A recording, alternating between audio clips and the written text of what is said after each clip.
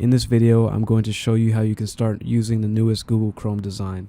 The only requirement to do this is you need to make sure you're running Google Chrome version 68 or higher. To check what version you're running, go ahead and click on these three dots up here on the right. Go down to Help and go ahead and click on About Google Chrome. And it's going to show you what version of Google Chrome you have.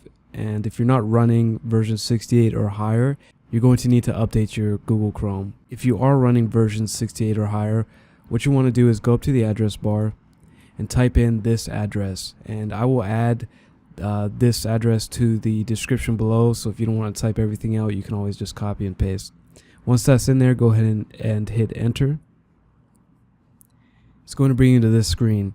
And on the very first one that's highlighted that says UI layout for the browser's top Chrome, what you're going to do is change that to refresh and then go ahead and click relaunch now. Google Chrome will restart, and now you'll be using the newest Google Chrome design. If you have any questions on how to do this, feel free to leave a comment in the comments section below. If you enjoyed the video, feel free to leave a like. Thank you for watching.